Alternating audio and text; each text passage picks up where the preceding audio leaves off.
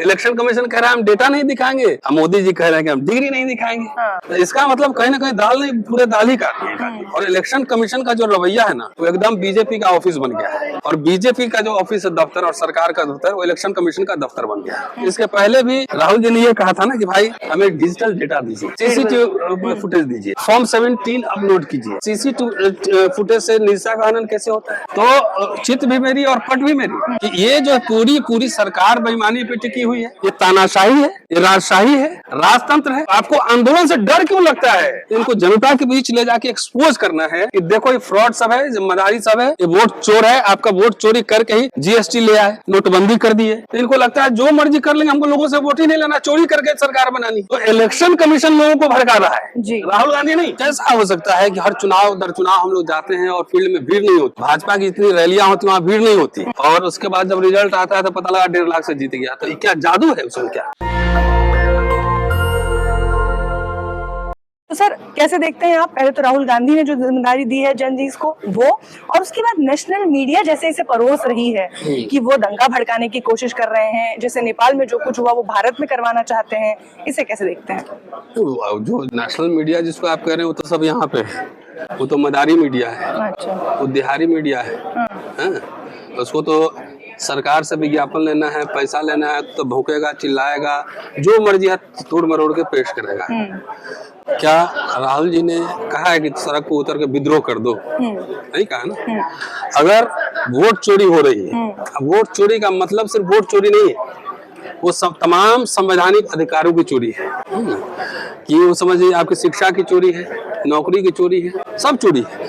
कैसा हो सकता है कि हर चुनाव दर चुनाव हम लोग जाते हैं और फील्ड में भीड़ नहीं होती, भाजपा की इतनी रैलियां होती वहाँ भीड़ नहीं होती, और उसके बाद जब रिजल्ट आता है तो पता लगा 1.5 लाख से जीत गया। तो क्या जादू है उसमें? क्या जादू है? नहीं है ना। तो इसका मतलब कहीं ना कहीं दाल नहीं पूरे दाल ही काट दिए। और इलेक्शन कमीशन का जो रवैया है ना, वो एकदम बीजेपी का ऑफिस बन गया है।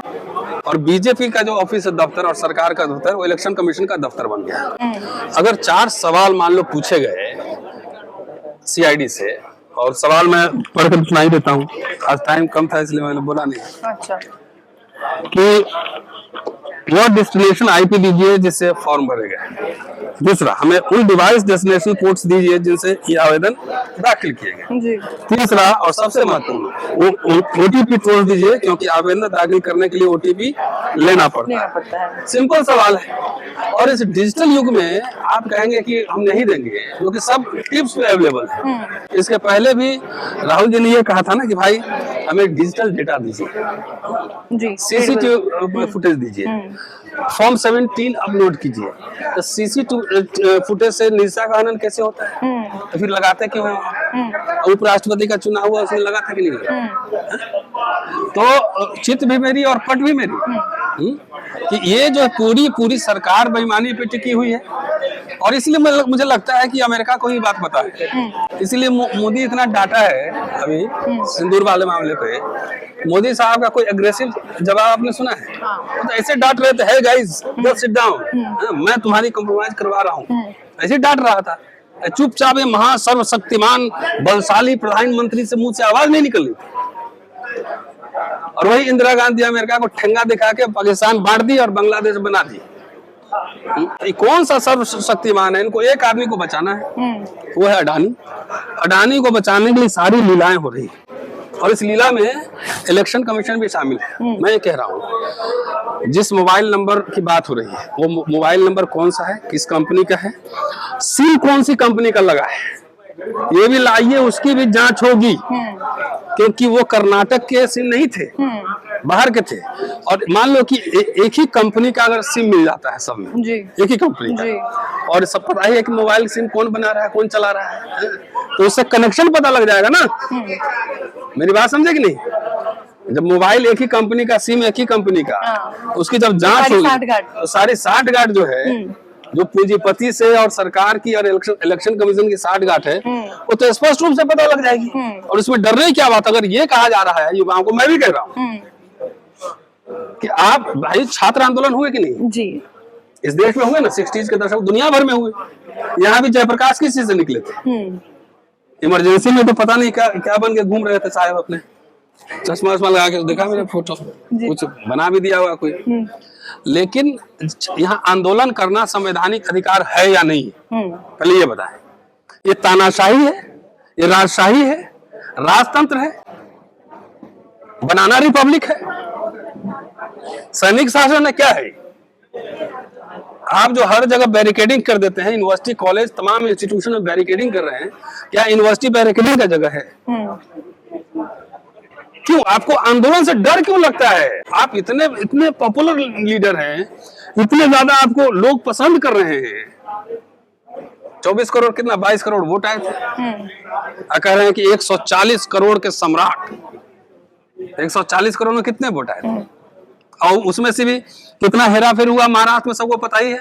महाराष्ट्र में कई इलेक्शन पिटीशन पड़े हुए हैं, ईवीएम का केस पड़ा हुआ है। तो कोर्ट में क्या होता है पता है ना? कोर्ट में तो भाई डेट पे डेट मिलता है। तो जो लड़ाई पॉलिटिकल लड़ाई है, अभी कोर्ट नहीं जाना है, अभी इनको जनता के बीच एक्सपोज करना है। जनता की अदालत कोर्ट से भी बड़ी अदालत होती है, बिल्कुल। इनको जनता के बीच ले जाके एक्सपोज करना है कि देखो ये फ्रॉड सब है, जिम्मेदारी सब है, ये वोट चोर है, आपका वोट चोरी करके ही। नहीं तो कैसे हो सकता है कि एजुकेशन आज बात कर रहे थे ना, इतना लाखों लाख फीस होते जा रहा है और सरकार पे कोई फर्क नहीं पड़ रहा है। किसान 3 बिल ले आया, कोई लग रहा था कोई फर्क नहीं पड़ेगा। जीएसटी ले आए, नोटबंदी कर दिए। तो इनको लगता है जो मर्जी कर लेंगे, हमको लोगों से वोट ही नहीं लेना, चोरी करके सरकार बनानी है। तो इलेक्शन कमीशन लोगों को भड़का रहा है जी। राहुल गांधी नहीं जी। राहुल गांधी तो आह्वान कर रहे हैं कि अपने अधिकार की रक्षा के लिए, अपने शिक्षा, रोजगार, स्वास्थ्य, इसकी रक्षा के लिए जो वोट चोरी है उसके लिए आप आंदोलन कीजिए, आप बचाइए संविधान को। ये संविधान की पे डकैती है, लोकशाही पे हमला है, इंडियन डेमोक्रेसी पे हमला है, ये कॉन्स्टिट्यूशन पे हमला है, इंडियन रिपब्लिक पे हमला है। अब आपने शिक्षा का जिक्र किया, तो एक तरफ एनसीईआरटी से जहां सिलेबस हटाए जाने पर लगातार हम देख रहे हैं कि उस पर विवाद हो रहा है, वहीं दूसरी ओर अब स्कूलों में 2 अक्टूबर तक प्रधानमंत्री के बचपन पे बनी फिल्म दिखाई जाएगी। बच्चों को उनका जीवन संघर्ष, उनसे प्रेरणा देने के लिए बच्चों को दिखाया जा रहा है। कहाँ नेहरू और कहाँ मोदी। हाँ, लेकिन बच्चे देखेंगे तो मोदी का जीवन संघर्ष। कोई बात नहीं है, डिजिटल वर्ल्ड है मैडम। मेरे से ज्यादा मोबाइल और कंप्यूटर मेरा बेटा जानता है, मेरी बेटी जानती है। मेरी बेटी स्कूल में पढ़ती है, वो हंसती है। अच्छा। हंसती है। ये इन्फिनिटी कॉम्प्लेक्स का सूचक है ना? आप डिलीवर कर नहीं पाए। एक सीरीज ऑफ स्कूल खुला आपने बच्चों के लिए, एक सरकारी स्कूल जैसे मान लिया नवोदय विद्यालय खुला या सेंट्रल स्कूल खुला, वैसा कोई फ्री ऑफ कॉस्ट एजुकेशन के लिए खुला, सब के लिए। ब्राह्मण भी पढ़ता, दलित भी पढ़ता, मुसलमान से तो आपको नफरत ही है, छोड़ दीजिए उसको। उसी के लिए ओबीसी का के प्रधानमंत्री, ओबीसी के लिए कुछ खोले आप। अरे कांग्रेस गवर्नमेंट ने तो ओबीसी को कम से कम सबसे बड़ा क्रांति किया कि एजुकेशन में रिजर्वेशन दे दिया, कांग्रेस ने दिया ना। ये तो ओबीसी कह रहे हैं, तो 11 साल हो गया प्रधानमंत्री बने हुए, ओबीसी कमीशन खोले, ओबीसी के लिए कॉलेज यूनिवर्सिटी खोला। एक भी public institution, public sector industry कुछ भी खोला कि बेचा।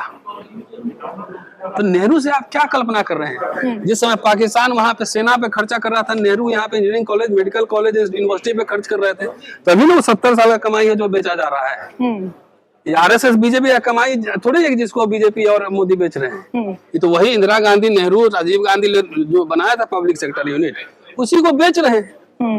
एक भी बता दीजिए ना, आप ही नाम बताइए, आप तो जर्नलिस्ट हैं, popular journalist. You tell me any institution, public institution, public enterprises खोला गया है 11 साल में। तो अपने फेलियर को छिपाने के लिए, अब नेहरू तो इनको चाचा नेहरू बोलते थे, इनको कोई काका मोदी बोल रहा है, बोले ये बताओ। मुझे नहीं पता है कि नेहरू जी अपना फिल्म बनवा के अपने जीवन काल में दिखवाए होंगे, नहीं। वो लोग लर्नेड आदमी थे यार, यूरोपियन लिबरलिज्म, सोशलिज्म, कहाँ कैम्ब्रिज से पढ़ के आया हुआ आदमी, और इस आदमी का डिग्री का ही पता नहीं। इलेक्शन कमीशन कह रहा है हम डेटा नहीं दिखाएंगे, अब मोदी जी कह रहे हैं कि हम डिग्री नहीं दिखाएंगे। दोनों में क्या कह रहे हैं? कोर्ट ने मना किया है। चीफ हाल अब क्या कहलवाएगा हमसे? किस किस तरह के डिसीजन आए हैं हम नहीं समझते हैं।